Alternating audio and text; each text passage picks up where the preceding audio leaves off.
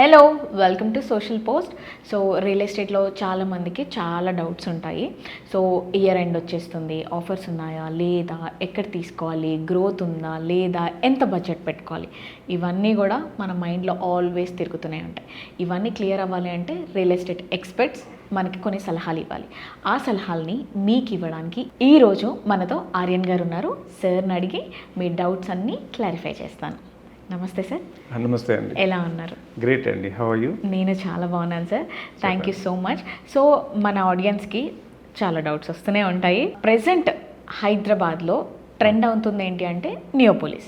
So దాని గురించి మీరేం చెప్తారు సార్? సో నియోపోలిస్ అనేది ఇప్పుడు వరల్డ్ వైడ్ ఒక టాక్ అయిపోయింది. అంటే హైదరాబాద్ని నెక్స్ట్ లెవెల్లో తీసుకెళ్లేది ఏంటి అంటే 100% నియోపోలిస్. ఎందుకు అంటే నియోపోలిస్ అంత క్రేజ్ ఎందుకు వచ్చింది అంటే, మీరు ప్రతిరోజు ఒక న్యూస్ చూస్తున్నాం. 133 crores ఒక ఎకరం వెళ్ళింది అన్న వెంటనే 155 crores ఎకరం వెళ్ళింది, 40 crores వెళ్ళింది. అంటే ఇవన్నీ దేని ఇండికేట్ చేస్తున్నాయంటే, హైదరాబాద్ అనేది ఒక మేజర్ సిటీస్ ఏవైతే ఉన్నాయో, మెట్రోపాలిటన్ సిటీస్ ఉన్నాయో, ఇవన్నిటిని మించుకుని చాలా డెవలప్ అవుతుంది. అండ్ ఓవరాల్ అదర్ కంట్రీస్ అన్నిటి యొక్క దృష్టి కూడా హైదరాబాద్ మీద పడుతుంది. అయితే చాలా మందికి ఒక డౌట్ వస్తుంది, అక్కడ అన్ని కోట్లకి ఎందుకు ఒక ఎకరం వెళ్తుంది? మీరు చూసినట్లయితే కోకాపేటలో 100 crores 1 acre అనే దాన్ని చూసిన వెంటనే చాలా మంది సర్ప్రైజ్ అయిపోయారు. 100 crores 1 acre అనే దాన్ని అనుకున్నారు. బట్ అది దాని తర్వాత దాన్ని దాటుతుందని ఎవరు ఎక్స్పెక్ట్ చేయలేరు. అంటే ఏదో చాలా మంది నెగిటివ్ ఏమన్నారంటే, ఏదో దాన్ని క్రియేట్ చేయడానికి ఎలా చేసి ఉంటారు అని కూడా చాలా టాక్స్ వచ్చినాయి. అంటే ఒక 100 crores ఎకరం అంటే నేమ్ వస్తుందనే దాని గురించి అని. కానీ ఇప్పుడు చూస్తుంటే 100 crores దాటి 130 crores దాటి 140, 150 crores కూడా వెళ్ళిపోయింది. అయినా కూడా ఇంకా చాలా మంది ఆక్షన్లో పార్టిసిపేట్ చేయడానికి ఇంట్రెస్ట్గా ఉన్నారు. ఇంకొంచెం ఎక్కువ ఇచ్చైనా తీసుకోవడానికి రెడీగా ఉన్నారు. ఎందుకు ఇంత క్రేజ్ అవుతుంది అంటే, మేజర్ రీజన్ ఏంటంటే ఆ ఏరియా కనెక్టివిటీ ఎక్సలెంట్ ఉంటుంది. నానక్రామ్ గూడ కానీ, లేకపోతే గచ్చిబౌలి కానీ, ఇటు సైడ్ వచ్చేసరికి మొత్తం ఐటీ హబ్ అంతా ఎక్కడైతే ఉన్నారో, సో వీళ్ళందరికీ కూడా కనెక్టివిటీ పరంగా చాలా బాగుంది. శంకర్పల్లి వెళ్ళాలన్నా కూడా చాలా నియర్గా ఉంది. సో ఓవరాల్గా నానక్రామ్ గూడని బేస్ చేసుకుని అయినా, లేకపోతే హైటెక్ సిటీని బేస్ చేసుకుని, గచ్చిబౌలి బేస్ చేసుకుని, ఇవన్నిటికీ కలిపి ఒక బెస్ట్ ప్లేస్ ఏదైనా సెంటర్ ఉంది అంటే అది నియోపోలిస్. ఈ నియోపోలిస్లో ఇంకా ఏంటి అడ్వాంటేజెస్? ఓన్లీ అంటే ఆ ఏరియాలో జనం ఎక్కువ ఉండడం కానీ, ఐటీ హబ్స్ ఉండడం కానీ, లేదంటే కనెక్టివిటీ ఎక్కువ ఉండడం, ఇదేనా రీజన్ అంటే ఇది కూడా కాదు, ఇంకా రీజన్స్ ఉన్నాయి. ఏంటంటే ఆ ఏరియాస్లో ఎవరైనా సరే తీసుకోవడానికి బిల్డర్స్ కూడా చాలా ఇంట్రెస్ట్ చూపిస్తున్నారు. బికాజ్ అక్కడ ఆ ఏరియాలో డెన్సిటీ ఎక్కువ ఉన్న ప్లేస్ అనమాట. అంటే లైక్ మనం ఇప్పుడు ఏమైనా అపార్ట్మెంట్ కట్టాలంటే డెన్సిటీ చాలా ఎక్కువ కూడా అవకాశాలు ఉన్నాయి. For example 60 floors, 65 floors, 69 floors కట్టాలన్నా కూడా ఆ ఏరియాకి పర్మిషన్స్ ఉన్నాయి. సో దీనివల్ల ఏమవుతుందంటే, పెద్ద పెద్ద గేమ్ ప్లేయర్స్ అందరూ కూడా వాళ్ళ బ్రాండ్ని బిల్డ్ చేసుకోవడానికి, లైక్ ఇప్పుడు దుబాయ్ అంటే మనం ఎందుకు ఇష్టపడతామంటే హైయెస్ట్ టవర్స్ ఉంటాయి అని ఇష్టపడతాం. సో ఇక్కడ కూడా హైదరాబాద్లో మేమే ఫస్ట్ హైయెస్ట్ టవర్ అవ్వాలని మేజర్ కీ ప్లేయర్స్ అందరూ కూడా దాంతో ఫైట్ చేస్తున్నారు అక్కడ ఆ ఏరియా గురించి. అక్కడ ఉన్న ల్యాండ్ అవైలబిలిటీ తక్కువ ఉంది. పోనీ ఎక్కువ ల్యాండ్ ఉంది అంటే దానికి అంత క్రేజ్ ఉండకపోయింది. సో ఒక ప్లాట్ అంటే 2 acres 3 acres కింద డివైడ్ చేసిన ప్లాట్కి ఇంత క్రేజ్ ఎందుకు వచ్చింది అంటే, చుట్టుపక్కల ఉన్న డెవలప్మెంట్స్ ఏమో చాలా బాగున్నాయి ఇవన్నీ. అంటే నేను దీని నుంచి చెప్పేది ఏంటంటే, ఎవరికి ఉపయోగపడతలేదు పక్కన పెట్టుకుంటే, హైదరాబాద్ అంటే ప్రపంచంలో ప్రతి దేశం చూపు దీని మీదే పడుతుంది. అండ్ చాలా కంపెనీస్ ఇన్వెస్ట్ చేయడానికి రెడీగా ఉన్నాయి. అండ్ ఇప్పటికే చాలా పెద్ద పెద్ద కంపెనీలన్నీ ఇటు సైడ్కి రావడానికి రెడీగా ఉన్నాయి. దీనివల్ల ఎవరికి యూజ్ కాదంటే, 100% 150 crores పెట్టుకున్నా, 170 crores పెట్టుకున్నా డెవలపర్కి ఏం ప్రాబ్లం లేదు. సో అదే దాన్ని ఆ లోడ్ని తీసుకొచ్చి కస్టమర్ మీద వేస్తారు. సో అక్కడ 2 కోట్లకి 3 కోట్లకి ఉండే డబుల్ బెడ్రూమ్ కాస్త లేదా ట్రిపుల్ బెడ్రూమ్ కాస్త ఇక్కడ 6 కోట్ల నుంచి 9 కోట్లు అవుతుంది. చాలా మంది ఊహించరు 10 కోట్లకి డబుల్ బెడ్రూమ్ అని, అంటే ఎగ్జాంపుల్, లేదా ట్రిపుల్ బెడ్రూమ్ అనేది. ఇక్కడ రేట్స్ పెరిగిపోవడం వల్ల ఏమవుతుందంటే, 10 కోట్లు 20 కోట్లు పెట్టినా కూడా పెద్ద పెద్ద మ్యాన్షన్స్ లాంటివి కూడా కన్స్ట్రక్ట్ చేసి దీన్ని ఒక క్రియేటివ్గా అంటే అందరి చూపు తన వైపు తిప్పుకునేలాగా నియోపోలిస్ ఉంది. అంటే ఎవరు దీంట్లో కొనలేరు అంటే, మిడిల్ క్లాస్ కొనలేరు 100%. అబోవ్ మిడిల్ క్లాస్ కూడా కొనలేరు. మోస్ట్లీ చెప్పాలంటే రిచ్, అల్ట్రా రిచ్ వాళ్ళకి మాత్రమే ఇప్పుడు అవైలబిలిటీ ఉంది. సో ఇక్కడ ఎక్కువ ఎవరిని బేస్ చేసుకుని ఇంత కోట్లు పెడుతున్నారంటే, ఇండస్ట్రియలిస్టులు కానీ, లేదా సిఇఓ కానీ, సిఓఓ కానీ, లేదంటే హైయెస్ట్ శాలరీ ఉన్న ఐటీ పీపుల్ కానీ, వీళ్ళందరినీ టార్గెట్ చేసుకుని దీంట్లో పెడుతున్నారు. బట్ దీనికి దిర్ ఇస్ ఎ డిమాండ్ కూడా ఉంది. సో 160 crores అనేది యాజ్ ఏ 1 acre 160 crores కొట్టడం అనేది వాళ్ళకి పెద్దగా అనిపించట్లేదు. బట్ ఒక 3 to 4 years down the line మీరు 100% చూస్తారో అదే సింగపూర్లో ఉన్నామా అనిపిస్తుంది, అంత బ్యూటిఫుల్గా జరుగుతుంది. ఎందుకంటే అక్కడ ఉండే డిజైన్స్ కానీ ఆ ఏరియాస్లో ఉండే స్పెషల్స్ కానీ చాలా బాగుంటాయి. Okay. So no doubt Hyderabad అనేది ఇంటర్నేషనల్ లెవెల్కి తీసుకెళ్ళడానికి నియోపోలిస్ అనేది 100% సపోర్ట్ చేస్తుంది. ఓకే. సో ఇప్పుడు మీరే చెప్తున్నారు సార్ దీన్ని middle class above middle class afford చేయలేదు అని చెప్పేసి. మరి ఒకవేళ వాళ్ళకి అలాంటి లగ్జరీ కానివ్వండి ప్రీమియం తీసుకోవాలి అని అంటే మనకి వేరే ఆప్షన్స్ ఏమైనా ఉన్నాయంటారా? వేరే ఆప్షన్స్ అంటే ఇంకా కొండాపూర్ కానీ, ఓకే, ఇంకొంచెం లోపలికి వచ్చి ఇప్పుడు రాజేంద్ర నగర్ కూడా బూమింగ్ అవుతుంది. ఇప్పుడు రేట్లు వీలుగా ఉన్నాయి మనకి, అంటే ఎయిర్పోర్ట్ దగ్గర ఉండడం వల్ల రాజేంద్ర నగర్ కూడా మంచి క్రేజ్ వస్తుంది. కొంపల్లి సైడ్ బాగా డెవలప్ అవుతున్నాయి. ఇవన్నీ కూడా middle class and above middle class కి హ్యాండ్లో అంటే వాళ్ళకి అఫోర్డ్ చేసేగలిగేలా ఉన్నాయన్నమాట. సో ఇంకొంచెము లోపలికి కానీ బయటకు కానీ హైటెక్ సిటీకి కొంచెము లోపలికి వెళ్ళినా కూడా మనకి అఫోర్డబుల్ రేట్లలో దొరుకుతాయి. బట్ ఇప్పుడు సో దీన్ని బేస్ చేసుకుని అది కూడా రేట్లు పెరుగుతూ ఉంటాయి. సో ఇప్పుడు కొంతమంది ఏంటి అంటే 50 lakhs పెట్టుకునే వాళ్ళు ఉంటారు సార్, కొంతమంది 1 CR పెట్టుకునే వాళ్ళు ఉంటారు. అది ఫ్లాట్ కావచ్చు, రెసిడెన్షియల్ కావచ్చు. ఇప్పుడు కేవలం నా దగ్గర 30 to 40 lakhs ఉన్నాయి, నేనేం చేయాలి ఇప్పుడు? సో నా సజెషన్ ఏంటంటే 30 to 40 lakhs ఉన్నప్పుడు చాలా మంది చేసే తప్పు, చాలా మంది చేయలేనిది ఏంటి అంటే ఫస్ట్ 1.5 crore 2 crores అపార్ట్మెంట్కి వెళ్ళిపోతారు. దానికి ఒక ఇనిషియల్ పేమెంట్ 20% పే చేస్తే వాళ్ళకి రిమైనింగ్ అంతా లోన్కి వెళ్ళిపోతుంది. అంటే ఒక 30 years మళ్ళీ లాక్ అయిపోతున్నారు. అండ్ ఇంకొకటి ఏంటంటే ఒక 2 years 1 year అయిన తర్వాత వాళ్ళకి మళ్ళీ ఇంటీరియర్ డెకరేషన్ చేయాలి అంటే అలాంటి దానికి ఒక 25 నుంచి 30 లక్షలు జరుగుతుంది. సో నేనేమంటానంటే 35 to 50 lakhs కానీ 40 lakhs కానీ బడ్జెట్ ఉన్న వాళ్ళు ఎక్కడ పెట్టుకుంటే బెస్ట్ అంటే మంచి బడ్జెట్, అది 35 to 50 అనేది మంచి బడ్జెట్. ఇప్పుడు మనమే చూస్తున్నాము నియోపోలిస్ లో ఒక ప్లాట్ కాస్ట్ వచ్చేసి ఇన్ని క్రోర్స్ అని అనుకుంటున్నాం. అంటే ఇన్ ఫ్యూచర్ లో ఎప్పుడైనా సరే ప్లాట్ కి ఎప్పుడు వాల్యూ ఉంటుంది. నేనేమంటున్నా అంటే 35 to 50 lakhs బడ్జెట్లో కనీసం లేదంటే 200 నుంచి 300 మంచి HMDA ప్లేసెస్లో సెలెక్ట్ చేసుకుని వాళ్ళు కనుక ఇన్వెస్ట్ చేసుకుంటే తొందరలో ఇల్లైనా కట్టుకోవచ్చు, లేదంటే దీనికి 10 రెట్ల ఆదాయాన్ని చూడొచ్చు. సో నేను ఎలా చెప్తానంటే 35 to 50 lakhs వాళ్ళు ఎలాంటి ప్లాట్లకు వెళ్ళొచ్చు, ఫర్ ఎగ్జాంపుల్ ఎంత దూరంలో వెళ్ళొచ్చు, ఈ బడ్జెట్కి ఎంత దూరం సెట్ అవుద్దో కూడా చెప్తాను. ఫర్ ఎగ్జాంపుల్ 35 to 50 lakhs ఉన్న వాళ్ళకి మినిమం అంటే 55 to 70 kilometers దూరంలో వెళ్ళాలి హైదరాబాద్ మన సెంటర్ నుంచి. లేదు అంటే ఒక ఓఆర్ఆర్ నుంచి చూసుకుంటే 25 to 30 kilometers వెళ్ళాలి. సో ఇలాంటి ప్లేసెస్ లోకి వెళ్ళి హైవేకి దగ్గరలో 1 kilometer 2 kilometers లో ఉన్న ఏదైనా కమర్షియల్ ప్లేసెస్ చూసుకుని అక్కడ ఇన్వెస్ట్ చేసుకుంటే బాగుంటుంది.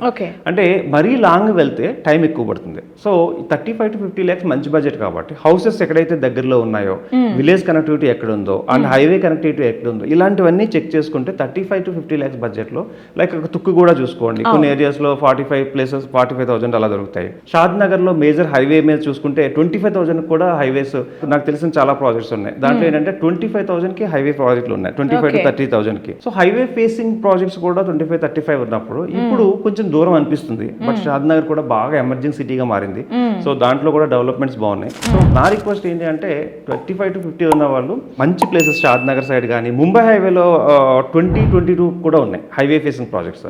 సో అలా ఎవరికైనా కావాలంటే 100% నేను సజెస్ట్ చేయగలను. ముంబై హైవే కానీ లేదంటే బెంగళూరు హైవే కానీ this is the right time to invest. And 30 to 50 lakhs బడ్జెట్లో వాళ్ళు 200 to 300 square yards మంచిగా వస్తుంది. దట్ టు హైవేకి దగ్గరలో ఉన్న ఫ్లాట్స్ వస్తాయి.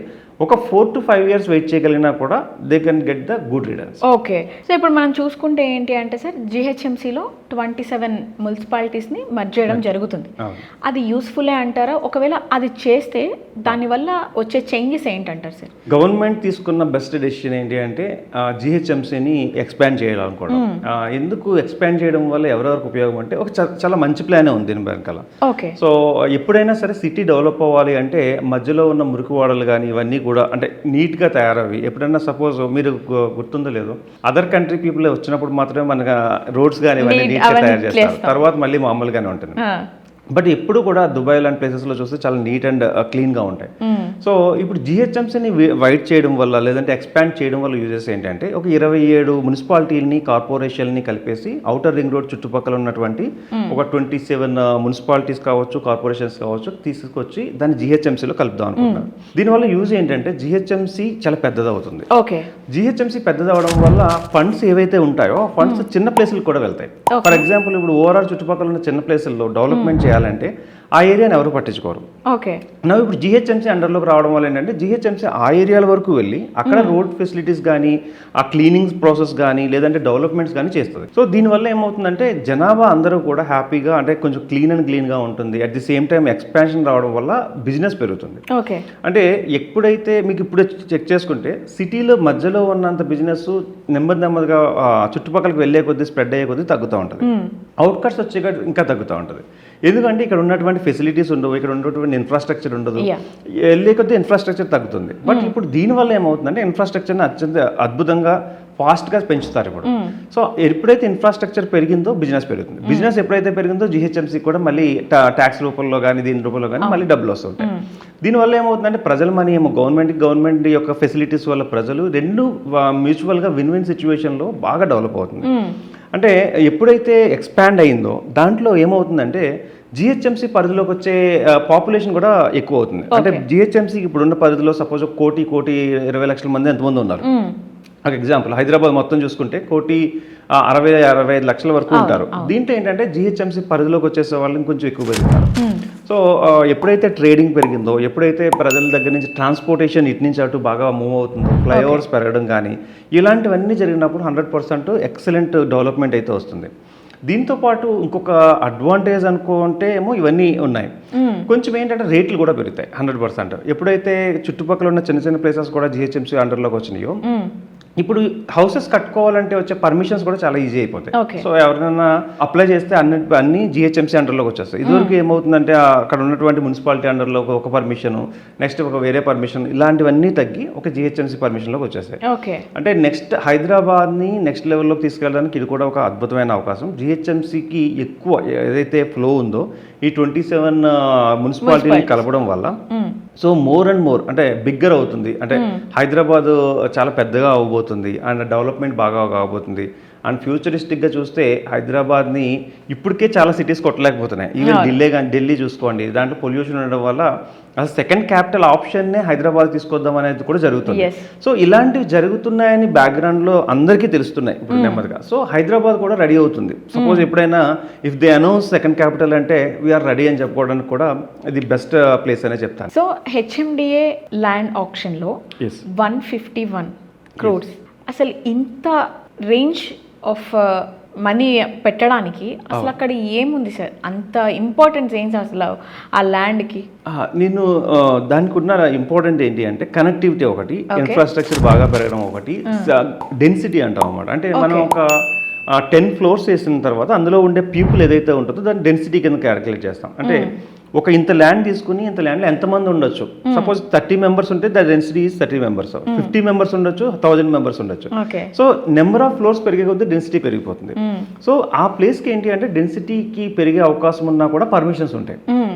దెన్ ఏమవుతుందంటే ఒక బిల్డర్ ఏదైనా అదే ప్లేస్లో G+5 కట్టుకునే ప్లేస్ని కూడా ఇక్కడ ఇంకా ఎక్కువ కట్టుకోవచ్చు. ఎగ్జాంపుల్ అంటే ఫర్ ఎగ్జాంపుల్ ఏదైనా కొన్ని చోట 20 floors మాత్రమే పర్మిషన్ ఇస్తారు, 33 floors మాత్రమే పర్మిషన్ ఇస్తారు, 50కి ఇస్తారు, దీన్ని మోర్ దాన్ 50 ఇస్తున్నారు ఇక్కడ.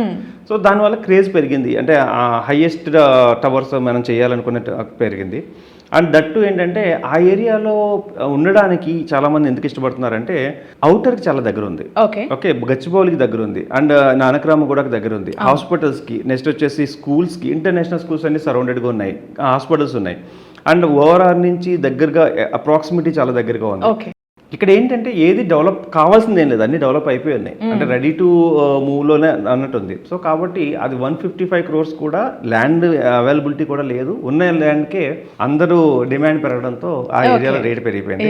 దీనివల్ల హైయెస్ట్ లాభపడేది ఎవరంటే గవర్నమెంట్ 100% మంచి, అంటే అందరికంటే మంచి రిటర్న్స్ వచ్చేది ఫస్ట్ గవర్నమెంట్కి వస్తుంది అండ్ దెన్ డెవలపర్కి వస్తుంది. సో వాళ్ళు రావాలనే ఈ ఆప్షన్ని సెలెక్ట్ చేశారంటారా, చూస్ చేసుకున్నారు? అంటే గవర్నమెంట్ రన్ అవ్వాలంటే మనీ కావాలి, 100% ఫండ్స్ కావాలి. ఆ ఫండ్స్ కి గవర్నమెంట్ కూడా చాలా క్లవర్ అయిన డెసిషన్ ఏంటి అంటే this is the right time. అంటే ఈ టైంలో గవర్నమెంట్ యాక్షన్ అనేది ఎక్సలెంట్ బ్రిలియంట్ ఐడియా.